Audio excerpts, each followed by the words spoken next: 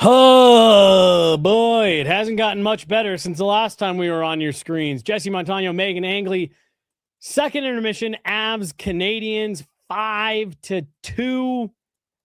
And Megan, it feels like it's just not the Avs night for several reasons, but especially the way those last two goals, it's just not their night, and they're not doing themselves any favors.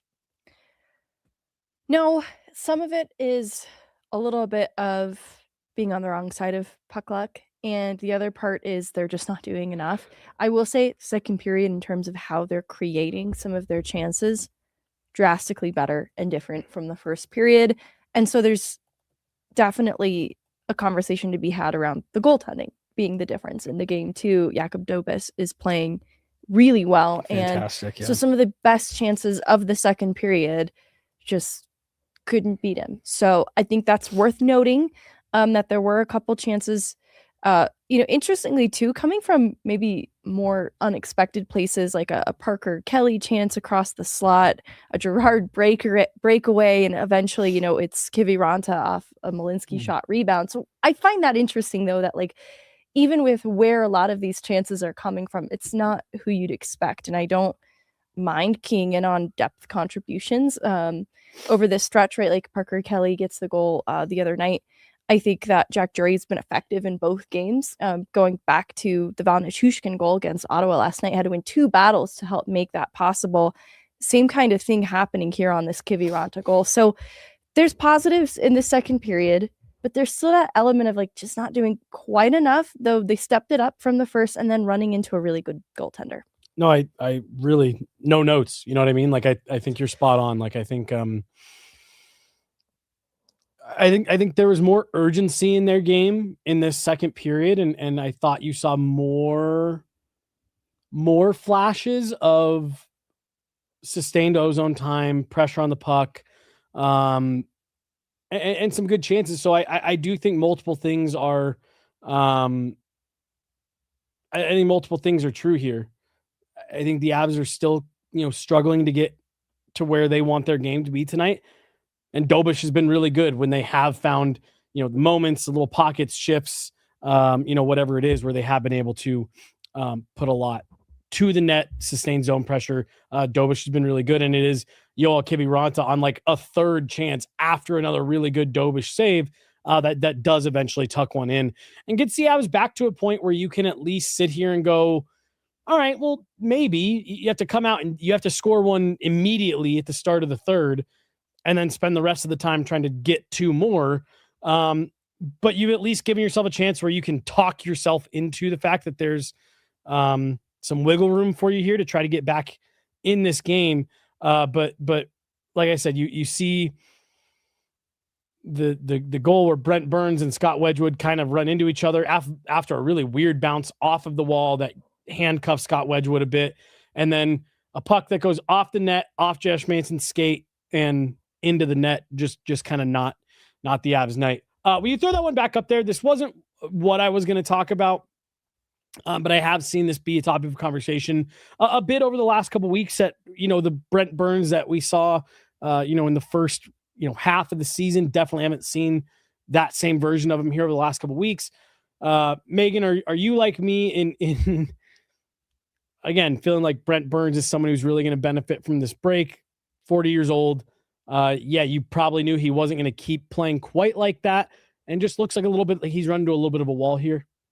I'm not even sure I'm ready to say that. It's just not been a great stretch of hockey from a lot of the team all at once. So I wouldn't even key in on him specifically as having an issue with the way that he's played.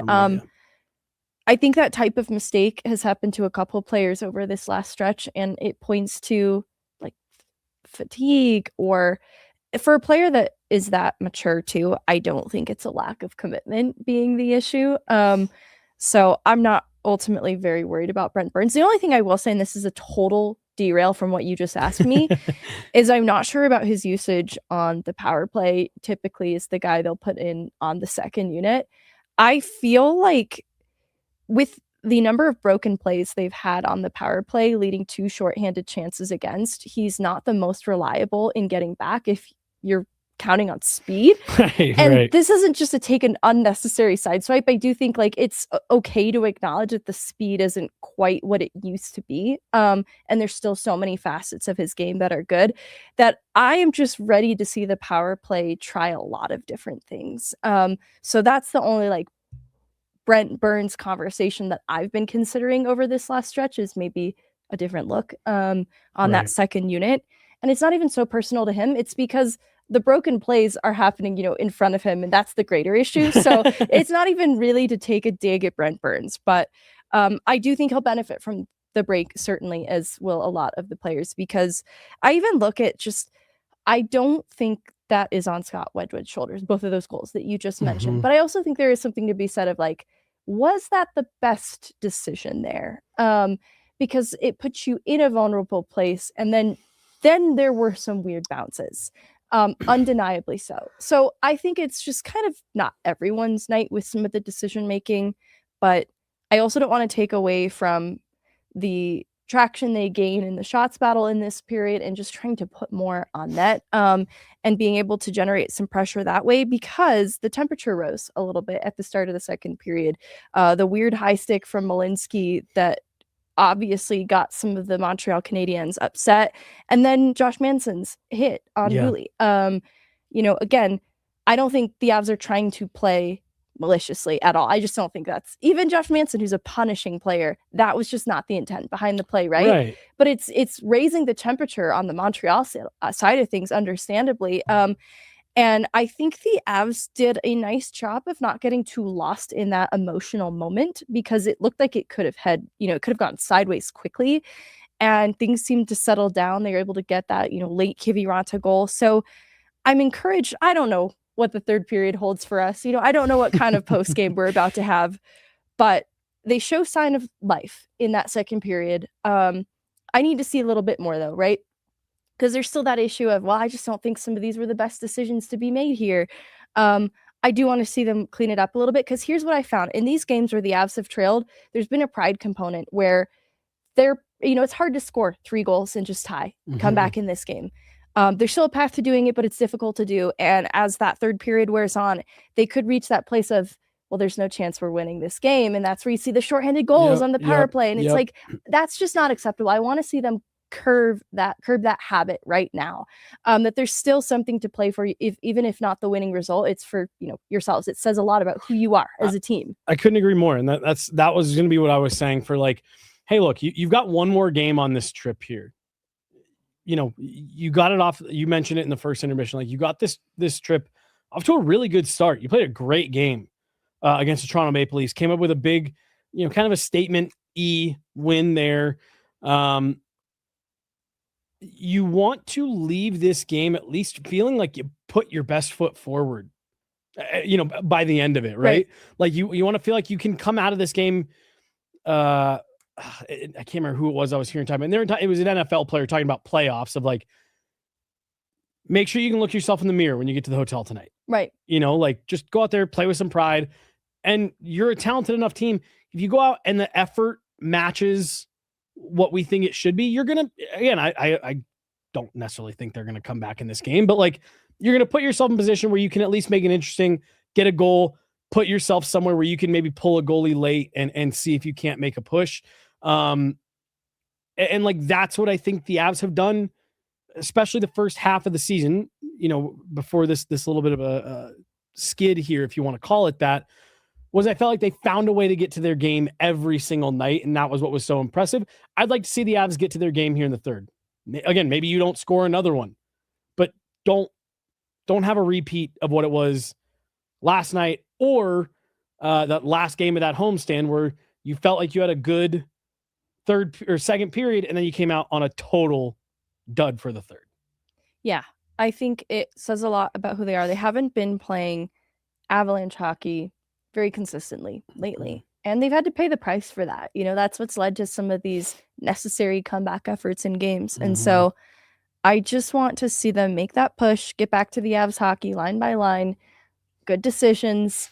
It's reliable, it's responsible, it's hardworking, put the workman boots on, And again, it's hard to come up with 3 goals with a goaltender like Dobas having a great night in net. But but I want to see them try. I want to see them get back to that identity, because that's the thing that can't be wavering in the playoffs. Right. And, you know, they're going to have difficult situations, difficult breaks in games. There's going to be puck misfortune in a playoff series. Like, they just have to navigate these types of things in game.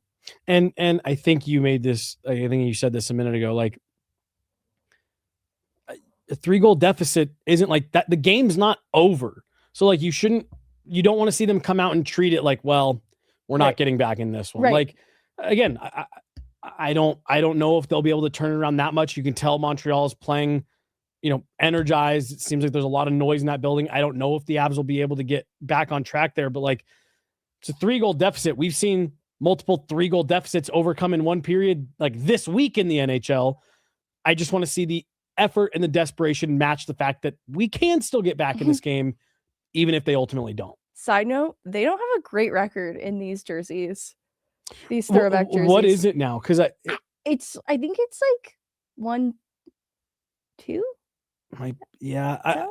Because I know that first one against the Whalers / Hurricanes Carolina was bad. There was one other though that I think they won.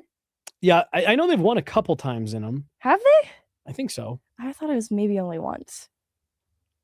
I'm pretty sure that I think they've won at least twice. Okay. Well, right. I don't know. It doesn't feel like a good record. Well, I'll look it up here. I want to get your thoughts real quick. We only have a couple minutes for puck drop. Josh Manson gets assessed the 5, and then they review, and they take it down to nothing. I thought that was the right call. I said immediately when it happened, I said, ooh, that was high. You watch the replay, you see he's trying to get, body position. These are two guys racing for a puck. To me, that is exactly how that system is supposed to work.